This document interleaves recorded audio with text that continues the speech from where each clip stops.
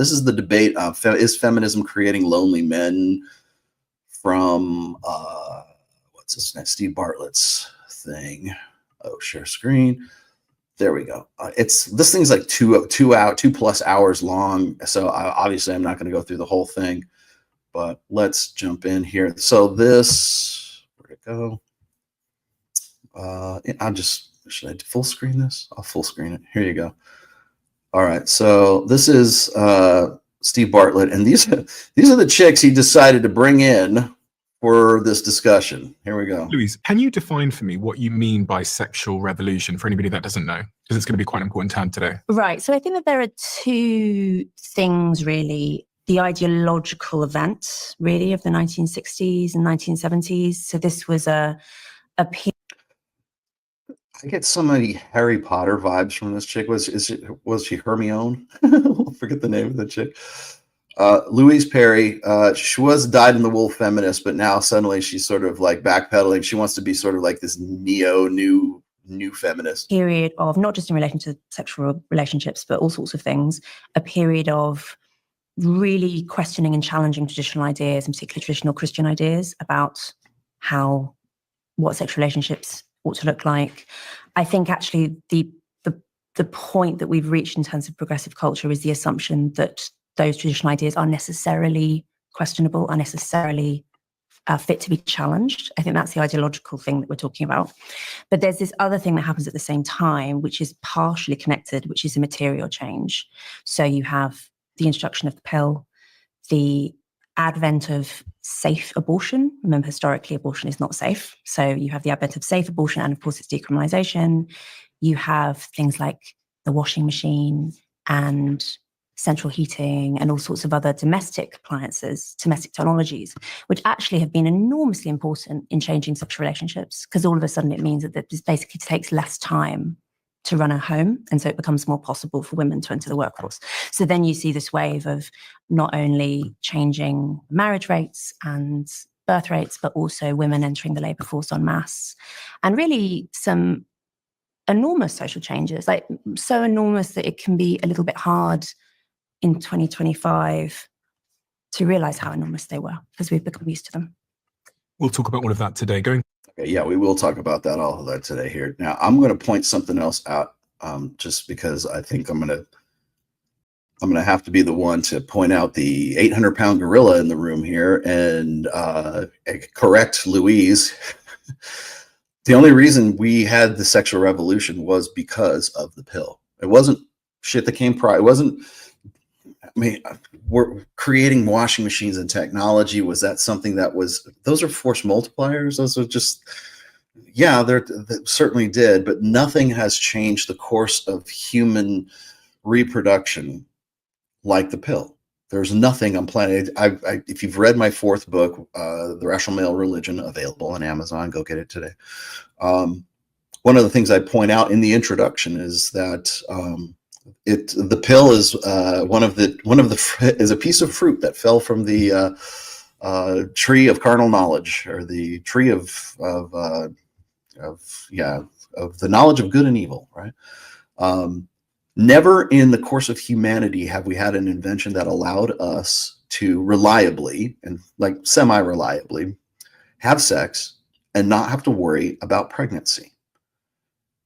Not have to worry about a pregnancy following that. So is it any shock that the baby boom generation was also the free love generation?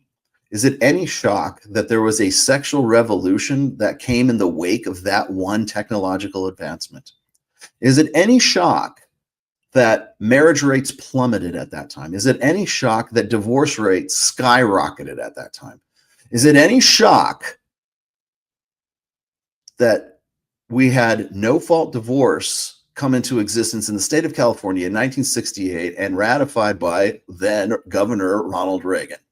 Is it any shock that Roe v. Wade, now she's talking about, oh, well, we have, safe abortion, this and that. No, she's like mixing this all up into some sort of like sexual revolution gumbo. No, all of these things happened in a certain timeline. And I gotta dig this up real quick because it's going to be very important I wish I would have thought of this earlier, but I'm going to grab the data on this. I've already got it here somewhere. I've used this so many times. I'm blue in the face for using these stats. Here it is. Okay. So if you go, and to my knowledge, I'm the only one who's done this thus far. And Louise, if you'd like this chart, I'd be happy to give it to you. But I have some data here, and you guys you already know what my good guys know what I'm my regulars know what I'm going to show here in just a moment. What is this? Oh, there it is. Okay, B, C, D. Wait, go to that. Okay, here we go. So all you really need to explain the sexual revolution is this one chart: divorce rates and oral contraceptive use. Okay. This is CDC and Census Bureau data. Okay, this is not something that's hard to find. Okay, if you superimpose divorce rates from the time of, well, this goes back to 1955, but I'm interested in the point between 1965 and 1970. Okay, so if you go and you look at women using the pill versus the divorce rate at that time, look at that spike right there. What on earth could have caused that spike?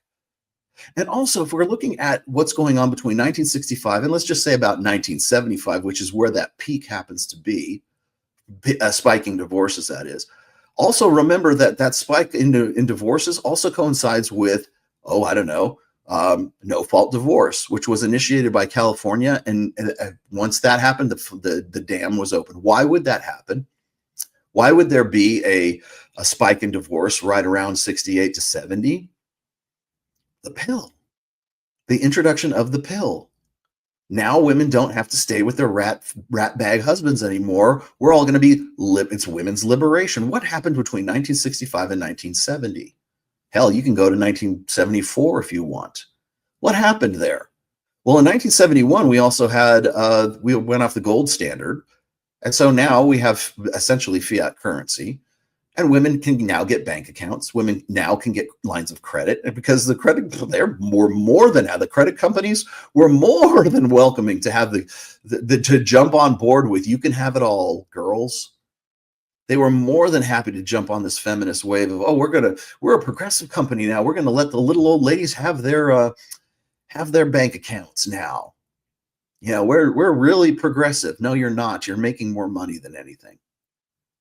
And so we have this from 1965-ish to I don't know, mid 80s somewhere. And then of course if you track beyond 2010, you'll see a little bit of a dip there from 2005 to 2010 in women using the pill. And then you'll see the divorce rate pretty much stays where it's at. But if you look at that spike, well, I understand correlation is not causation. Causation is not correlation. But this is a fucking hell of a correlation, okay? I mean, come on. Because that's what happens. And if she was really honest with this whole thing, you would track along with it. The sexual revolution happens between about 1964 through 1970, 1974, and then you go into the disco era, right? Then it's like Studio 54, and then AIDS comes in and it kills the holiday. HIV right around the early 80s when poor old, I'm trying to think who died. Well, Magic Johnson gets HIV, but Freddie Mercury dies from HIV. That put the kibosh on the free love generation. But it took about 10 years, 12 years, 15 years for it to really say, oh shit, maybe we shouldn't be fucking like rabbits, right? But why were they doing that in the first place? Because they had a new technology that allowed them to do so. And so as a result, what happens? Divorce rates spike, marriage rates plummet. Women can be more selective. They can have sex and find out if they want to fuck this guy or they don't want to fuck this guy. You'll also see that between 1965 and 1975, 1980, that's when women are entering the workforce. That's when women can now have lines of credit. They can now have their own personal bank accounts. Why? Because they don't want to rely on, because they want to follow the plan that Gloria Steinem set out for them. She was the one, not Rollo Tomassi. Gloria Steinem said women are becoming the men that they want to marry. And now they have become the men that they want to marry. That's how you get this bitch right here. Dating is the only thing that you can put 10,000 hours into and end up right where you started. Yeah. Katie Kirsch, okay, make your joke now, who is 30 and runs a 30. Look at that chick's face. She's out of the face of a 30-year-old and runs a leadership coaching startup. Leadership coaching startup. What the fuck even is that? That's like, I'm an industrialist. Out of New York City, ramped down her search for a husband after many of the, you're 30, you're ramping down you would think you'd be ramping it up. After many of the men she dated either seemed turned off by her ambition or weren't career oriented enough for her. You run a leadership coaching startup out of New York. How much ambition do you really have? What are you actually doing? What dent are you putting in the fucking universe? I ask you honestly. So when I see, and I've heard Louise Perry say, she's parroted back the same shit to Chris Williamson, and it's like, if you were to ask me, Rollo, what do you think about the sexual revolution? I would give you the timeline, because this right here had a cascade effect. Now, did what she say happen? Yes, of course it did. But you have to track how the dominoes fell, man. It's not enough to just go, well, we have this and this and this, and that's why we're at where we're at right now. No, that's chick speak. Follow the money, follow the dominoes. It's a cascade effect. We don't get the sexual revolution unless we have hormonal birth control first. We don't get women jumping into the workforce unless there's a spike in divorce first. We don't get a spike in divorce unless there is hormonal birth control to inspire that spike first. How hard is it to fucking just wrap your heads on curb this fucking high? How hard is it to do that? Apparently it's impossible for former feminist Louise Perry. Fuck's sake, follow the cascade, follow the effect. And the reason why that's important, because you'll get to see what's coming down the fucking road next. Why? It is not hard to do. I mean, maybe you just need critical thinking skills. Maybe you just need to be a little bit more analytical. I don't know. Maybe you're put on the spot there. I don't know what the fuck to think, quite honestly.